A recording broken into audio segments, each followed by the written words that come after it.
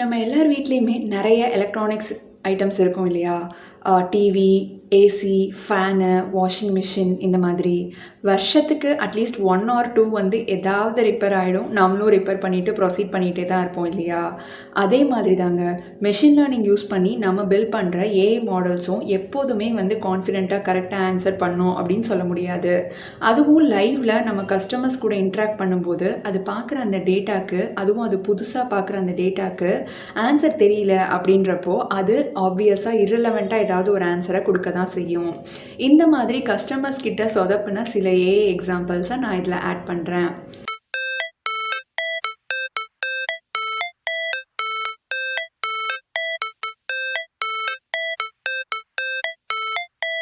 As a டெவலப்பராக இந்த மாதிரி இல்லாமல் ஒரு கான்ஃபிடென்ட்டான மாடலை பில்ட் பண்ணுறதுக்கு நாம் என்ன பண்ணலாம் அப்படின்னு பார்த்தீங்கன்னா, மாடலுக்கு ட்ரைனிங் ஃபேஸ் முடிச்சதுக்கப்புறமா நிறைய டெஸ்ட்டு வைக்கணுங்க. அவ்வளோதான்.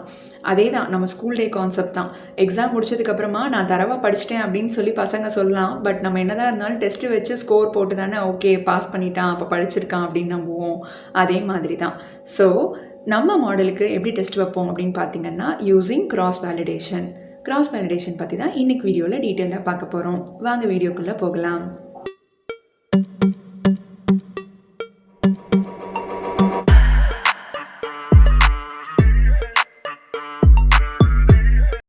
கிராஸ் வேலிடேஷன் எப்படி பண்ணுவாங்க? ஸோ நம்ம மாடலை ட்ரெயின் பண்ணுறதுக்கு முன்னாடியே நம்ம கையில் டேட்டா கிடைச்ச உடனே அந்த டேட்டாவை ட்ரைனிங், வேலிடேஷன், டெஸ்டிங் அப்படின்னு ஸ்ப்ளிட் பண்ணி வச்சுக்குவோம். ஸோ ட்ரைனிங் அப்படிங்கிறது லேர்னிங் ஃபேஸ் அப்படின்னா, டெஸ்டிங் அப்படிங்கிறது எக்ஸாம் ஃபேஸ் ஆப்வியஸ்லி. வேலிடேஷன் அப்படிங்கிறது ரிவிஷன் டெஸ்ட் ஃபேஸ் மாதிரிங்க. அதாவது நீ லேர்னிங் ஃபேஸில் படித்து முடித்தது எல்லாத்தையுமே எக்ஸாமுக்கு போகிறதுக்கு முன்னாடி ஒரு ரிவிஷன் டெஸ்ட் நம்மளோட ஸ்கூல்லே வைப்பாங்க இல்லையா? அதை வந்து எதுக்கு ஒரு ப்ராக்டிஸ் செஷன் மாதிரி தான் இல்லையா? அங்கேயே நீ தப்பாக பண்ணிட்ட அப்படின்னா நல்லா படிச்சுக்குவேல்ல அடுத்த எக்ஸாம் வர்றதுக்கு முன்னாடி. சேம் கான்செப்ட் தான் கிராஸ் வேலிடேஷனோட கான்செப்டும். ஸோ இப்போ என்ன ஆகும்னா, மாடல் ட்ரெயின் ஆகிட்டு இருக்கும்போதே வேலிடேஷன் டேட்டாங்கிறது அது பார்த்துருக்காத ஒரு டேட்டா தான் ஆப்வியஸ்லி.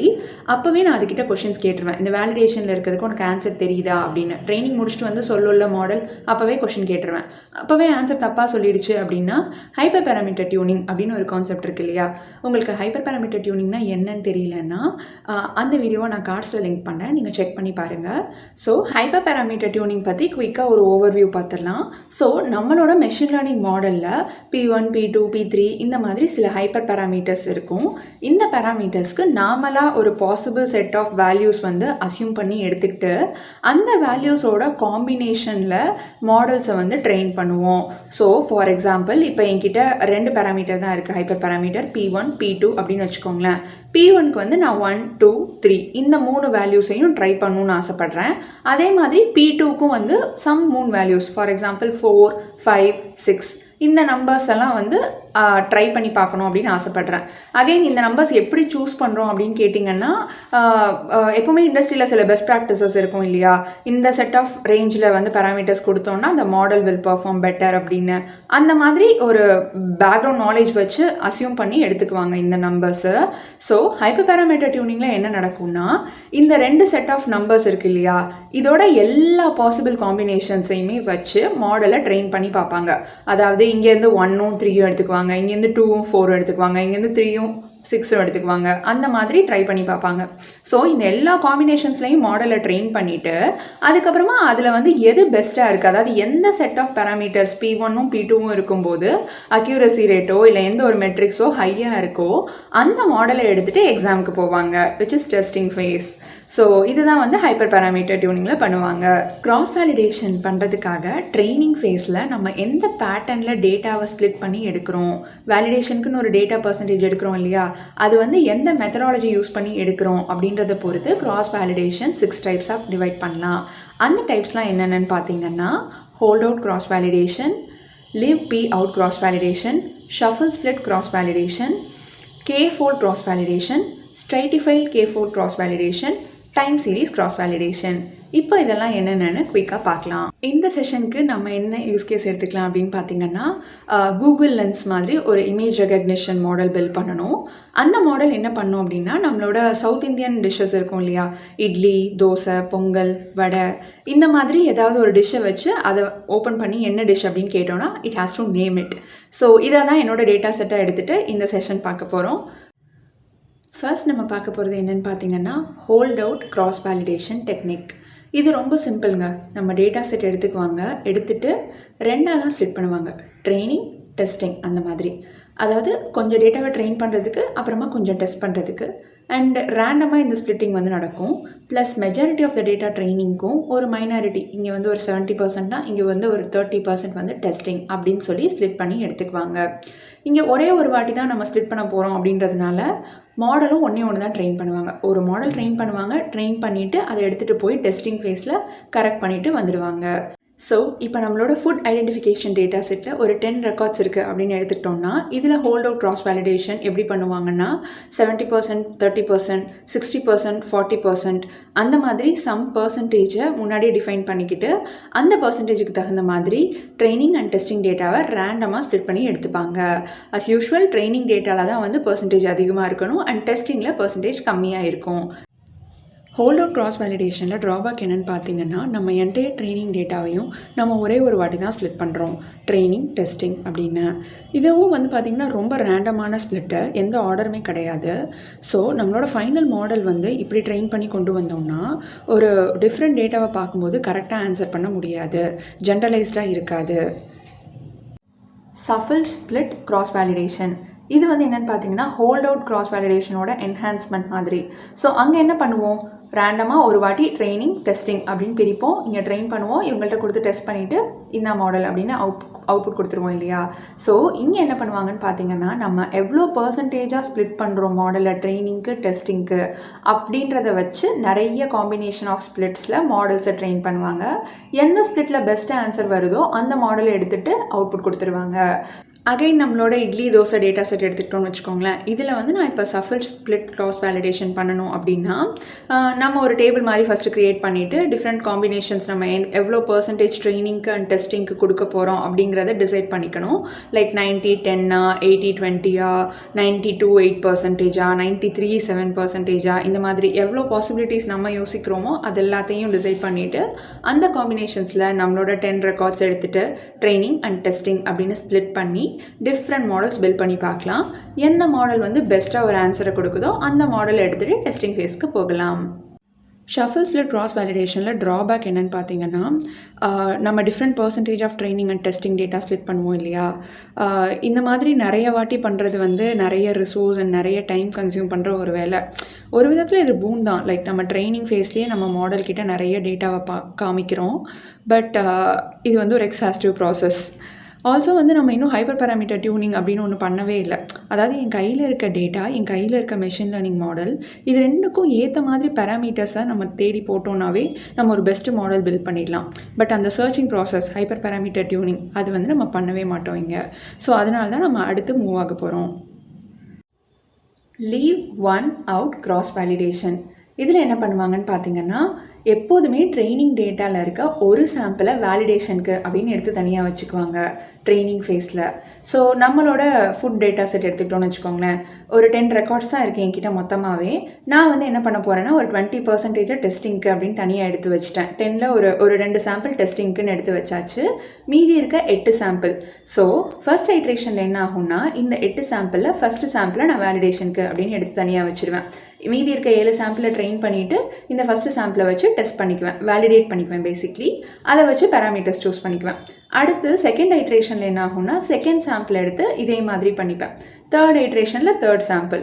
இந்த மாதிரி மொத்தமாக 8 சாம்பிள் இருக்குது இல்லையா. 8 சாம்பிளையுமே வேலிடேஷனுக்கு அப்படின்னு வச்சு பண்ணுற வரைக்கும் 8 ஐட்ரேஷன் இந்த மாடல் வந்து ட்ரெயின் பண்ணுவாங்க. ஸோ இதில் என்ன ப்ராப்ளம், என்ன ட்ராபேக் அப்படின்னு கேட்டிங்கன்னா, நம்மளோட டேட்டா செட் சைஸ் வந்து இப்போ ரொம்ப சின்னதாக இருக்குது. 10 சாம்பிள்ஸ் அப்படிங்கிறதுனால ஒன்றும் ப்ராப்ளம் இல்லை.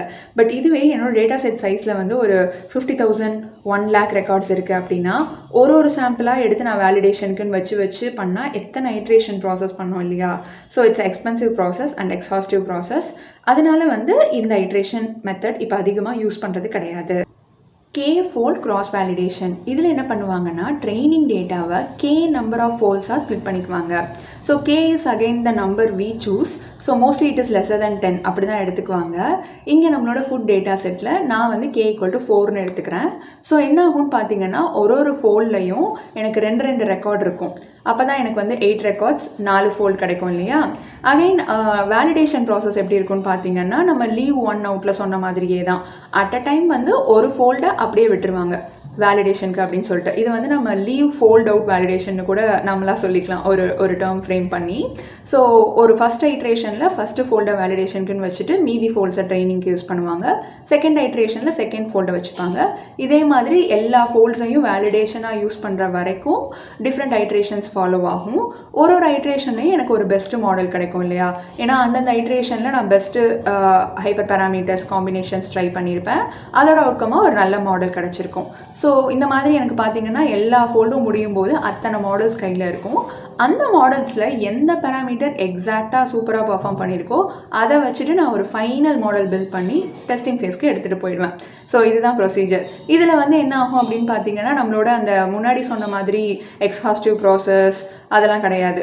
பட் இதுலேயும் ஒரு ட்ராபேக் இருக்குது. என்ன ஆகும்னு பார்த்தீங்கன்னா, இப்போ என் டேட்டா செட் வந்து எப்படி இருக்குன்னா, இதில் வந்து ஒரு 3 இட்லி 4 தோசை அண்ட் ஒரே ஒரு வடை இமேஜ் தான் எனக்கு கிடச்சிதுங்க. அப்போ என்ன ஆகும்னு பார்த்தீங்கன்னா, வடையோட கவுண்ட் வந்து ஓவரால் டேட்டா செட்லேயே வந்து பேலன்ஸ்டாக இல்லை. அதை தான் வந்து இம்பேலன்ஸ் டேட்டா செட் அப்படின்னு சொல்லுவாங்க. பட் இம்பேலன்ஸ் டேட்டா செட்டை நம்ம ட்ரைனிங் ஃபேஸ்க்கு வரதுக்கு முன்னாடியே ஹேண்டில் பண்ணிடணும். ஓவர் சாம்பிளிங் அண்டர் சாம்பிளிங் அந்த மாதிரி பண்ணி தான் கொண்டு வரணும். பட் இந்த மாதிரி ஒரு இம்பேலன்ஸ் டேட்டா செட் எடுத்துகிட்டு நான் வந்து K ஃபோல்ட்ஸாக ஸ்ப்ளிட் பண்ணுறேன் அப்படின்னு வச்சுக்கோங்களேன். இங்கே வந்து என்னோடய வேலிடேஷன் டெஸ்ட் டேட்டாவில் எப்போதுமே வந்து ஒரு வடை இமேஜ் வந்துடும் அப்படின்னு நான் கண்டிப்பாக சொல்ல முடியாது இல்லையா? ஏன்னா ஓவராலாகவே ஒரே ஒரு வடை இமேஜ் தான் இருக்குது. என் டேட்டா செட்டையும் நான் 4 ஃபோல்டாக டிவைட் பண்ணுறேன். அது எந்த ஃபோல்டில் வேணால் இருக்கலாம். அட் அ டைம் ஏதோ ஒரு ஃபோல்ட் தான் வந்து வேலிடேஷன் டேட்டா செட்டாக யூஸ் பண்ணிக்குவோம். ஸோ என்ன ஆகும்னு பார்த்தீங்கன்னா, ட்ரைனிங் ஃபேஸில் நிறைய வடை இமேஜை பார்க்காத என்னோட மாடல் டெஸ்ட் ஃபேஸ்க்கு போகும்போது இப்போ அங்கே ஒரு வடை இமேஜ் இருக்குது அண்ட் ஆக்சுவல் வேர்ல்ட்லையுமே நிறைய வாட்டி வடை இமேஜ் வரும்போது கரெக்டாக சொல்லணும் இல்லையா? மோஸ்ட்லி இது தோசை அண்ட் இட்லி பிக்சர்ஸ் பார்க்குறதுனால தோசை இல்லைனா இட்லி அப்படின்னு சொல்லிடலாம். ஸோ இந்த ப்ராப்ளம் வராமல் இருக்கணும் அப்படின்னா என்ன பண்ணணும்னா, நாம் வேலிடேஷன் டேட்டான்னு தனியாக எடுத்து வைக்கும்போதே நம்ம என்டையர் டேட்டா செட்டில் என்னென்ன ஐட்டம்ஸ் இருக்கோ எவ்வளோ பர்சன்டேஜில் இருக்கோ அவ்வளோ பர்சன்டேஜ் அந்த வேலிடேஷன் செட்லையும் இருக்கணும் அப்படின்ற மாதிரி ஒரு ரூல் வச்சு தான் எடுத்துக்கணும். அதுக்காக தான் அடுத்து நம்ம எங்கே போகிறோம்னா, ஸ்ட்ராட்டிஃபைட் K-fold cross validation. இதில் என்ன பண்ணோன்னா, நம்ம முன்னாடி ஃபேஸ் பண்ண ப்ராப்ளம் வராமல் பார்த்துக்குவாங்க. So as a rule of thumb என்னன்னு பார்த்தீங்கன்னா, validation data should represent all the items in your data in equal proportion. அப்போ தான் வந்து எல்லாத்துக்கும் வந்து என்ன சொல்கிறது, ஜென்ரலைஸ்டான ஒரு மாடலை வந்து நம்ம பில்ட் பண்ண முடியும். ஸோ இப்போ என்னோடய டேட்டா செட்டில் ஒரு 40% தோசை 30% இட்லி 30% வடை இமேஜ் இருக்குது அப்படின்னு வச்சுக்கோங்களேன். என்னோட K ஃபோல்ட்ஸில் என்னோட வேலிடேஷன் ஃபோல்ட், அதாவது கிட்டத்தட்ட எல்லா ஃபோல்ட்லையுமே இதே பர்சன்டேஜ் டிஸ்ட்ரிபியூஷனில் தான் இருக்கணும் டேட்டா அப்படின்ற மாதிரி டேட்டாவை ஸ்ப்ளிட் பண்ணி கொடுக்கும். ஸோ என்ன ஆகும்னு பார்த்தீங்கன்னா, ஃபோல்டு 1லையும் அதே மாதிரி தோசை கான்ட்ரிபியூஷன் அதிகமாக இட்லி கம்மியாக வடை கம்மியாக அந்த மாதிரி இருக்கும். அதே மாதிரி எல்லா ஃபோல்ட்லேயுமே இருக்கும். பர்சன்டேஜ் தான் கம்மி, பட் அந்த நம்பர் ஆஃப் ஐட்டம்ஸ் வந்து ஈக்குவலாக இருக்கும். ஸோ அதனால் என்ன ஆகும்னா, வேலிடேஷன் ஃபேஸ்லேயே எல்லா காம்பினேஷன் ஆஃப் டேட்டாவையும் என் மாடல் வச்சு பார்த்துருச்சு, அதுக்கான பெஸ்ட் பேராமீட்டர்ஸை கண்டுபிடிச்சிருச்சு. ஸோ அடுத்து டெஸ்டிங் ஃபேஸில் போகும்போது எப்படி டேட்டா கொடுத்தாலும் இட் வில் ஆன்சர். லாஸ்ட்டாக நம்ம பார்க்க போகிற கிராஸ் வேலிடேஷன் டெக்னிக் வந்து எதுக்குன்னு பார்த்தீங்கன்னா, time series cross validation or rolling cross validation. So இது வந்து particularly for time series data. Time series டேட்டானா வந்து ஒன்றும் இல்லை. இப்போ என்னோட டே 2வோட ஆக்ஷன் வந்து டே 1 டிபெண்ட் ஆகிருக்கு, டே 3யோட ஆக்ஷன் வந்து டே 2 டிபெண்ட் ஆகிருக்கு. இது வந்து ஒரு சீக்வென்ஷியல் ஆர்டரில் இருந்தால் தான் என் மாடல் வந்து கரெக்டாக கெஸ் பண்ண முடியும், ப்ரிடிக்ட் பண்ண முடியும். அந்த மாதிரி டேட்டாஸ் எல்லாம் டைம் சீரிஸ் டேட்டா அப்படின்னு சொல்லுவாங்க. சில ரியல் லைஃப் எக்ஸாம்பிள் பார்த்தீங்கன்னா stock market prediction, weather prediction, அதெல்லாம் நம்மளோட ஃபுட் டேட்டா செட்டை கூட நம்ம டைம் சீரிஸாக இப்போதைக்கு நமக்காக கன்வெர்ட் பண்ணிக்கலாம். இப்போ என்னோட ஹாஸ்டல்னு வச்சுக்கோங்களேன், ஹாஸ்டல்லாம் மெனு இருக்கும், டைம் டேபிள் இருக்கும் இல்லையா. அதாவது டே 1 இட்லி போடுறாங்கன்னா மாவு இருக்கும், அடுத்த நாள் டே 2 தோசையாக தான் இருக்கும் மெனு. அண்ட் டே 2 தோசை போடுறாங்கன்னா டே 3 வந்து வடையாக தான் இருக்கும் அப்படின்னு வச்சுக்கோங்களேன். ஸோ எனக்கு இந்த ஆர்டர் வந்து ரொம்ப முக்கியம். முன்னாடி நான் பார்த்த இமேஜ் வந்து தோசையா இட்லியா அப்படின்றது வெரி இம்பார்ட்டண்ட். அப்போ வந்து இந்த டேட்டாவை நான் ஸ்ப்ளிட் பண்ணுறப்போ, வேலிடேஷனுக்கு அப்படின்னு ஸ்ப்ளிட் பண்ணுறப்போ டே 1ஐயும் டே 3ஐயும் ட்ரைனிங்கில் வச்சுக்கிட்டு டே 2ஐயும் டே 4ஐயும் எடுத்து வேலிடேஷனில் வச்சுக்க முடியாது இல்லையா. ஏன்னா ஆப்வியஸாக இப்போ மாடல் வந்து அந்த பேட்டர்னை கரெக்டாக படிச்சிருக்காது. இந்த மாதிரி ப்ராப்ளமை ஸ்டாப் பண்ணுறதுக்காக டைம் சீரிஸ் கிராஸ் வேலிடேஷனில் என்ன பண்ணுவாங்கன்னா, எப்போதுமே வந்து சீக்வென்ஷியல் ஆர்டரில் தான் வேலிடேஷனுக்கு டேட்டாவை பிரித்து வைக்கணும் அப்படின்னு ரூல் கொண்டு வருவாங்க. ஃபுட் டேட்டா செட்டே நான் ட்ரைனிங் எடுத்துக்கிறேன்னு வச்சுக்கோங்களேன், 8 ரெக்கார்ட்ஸ் இருக்கு இல்லையா. ஸோ ஃபஸ்ட்டு வந்து என்ன பண்ண போகிறேன்னா, நான் முன்னாடியே அந்த பர்சன்டேஜ் சொல்லிடுறேன். லைக் எனக்கு வந்து 60% ட்ரைனிங்க்கு, 20% வேலிடேஷனுக்கு. ஸோ 6 ரெக்கார்ட் ட்ரைனிங்க்கு, 2 ரெக்கார்ட் வந்து வேலிடேஷனுக்குன்னு வச்சுக்கோன்னு சொல்லிட்டேன். இந்த 6 ரெக்கார்டும் எப்படி எடுத்துக்குவாங்கன்னா, ஃபஸ்ட்டு வந்து டே 1 எடுத்துக்குவாங்க, டே 2ஐயும் டே 3ஐயும் வந்து வேலிடேஷனுக்குன்னு வச்சுட்டு வேலிடேட் பண்ணுவாங்க, ப்ரிடிக்ட் பண்ணி கரெக்டாக தப்பாக பார்ப்பாங்க. அதுக்கப்புறம் என்ன பண்ணுவாங்கன்னா, டே 1, 2, 3 எடுத்துக்குவாங்க, 4ஐயும் 5ஐயும் வேலிடேஷனுக்குன்னு வச்சுக்குவாங்க. அதுக்கப்புறம் என்ன பண்ணுவாங்கன்னு பார்த்தீங்கன்னா, டே 3, 4, 5 எடுத்துக்குவாங்க, 6ஐயும் 1ஐயும் வேலிடேஷனுக்குன்னு வச்சுக்குவாங்க. ஸோ இந்த மாதிரி ஒரு சீக்வென்ஷியல் பேட்டர்ன்லேயே வந்து வேலிடேஷன் டேட்டாவை ஸ்ப்ளிட் பண்ணி எடுத்துக்குவாங்க. ஸோ தட் என்ன ஆகும்னா, நம்மளோட அவுட்புட்டும் வந்து ஒரு சீக்வென்ஷியல் பேட்டர்னாக இருக்கும்போது அதை கரெக்டாக வந்து மாடல் ப்ரிடிக்ட் பண்ணிடும். இது particularly for time series data set. Video பார்த்ததுக்கப்புறமா டக்குன்னு யாராவது உங்ககிட்ட வந்து இந்த பேப்பரில் K4 கிராஸ் வேலிடேஷன் யூஸ் பண்ணாங்க, அந்த மாடலுக்கு time series cross validation use பண்ணியிருக்காங்க அப்படின்லாம் சொன்னாங்கன்னா, உங்களால் அது என்ன அப்படின்னு சடனாக விஷுவலைஸ் பண்ண முடியும் அப்படின்ற மாதிரி இருக்கும்னு நான் நம்புகிறேன். ஸோ இந்த வீடியோ பிடிச்சிருந்ததுன்னா, யூஸ்ஃபுல்லாக இருக்கும்னு நினச்சிங்கன்னா உங்கள் டேட்டா ஃப்ரெண்ட்ஸ்க்கு கண்டிப்பாக ஷேர் பண்ணுங்கள். நன்றி.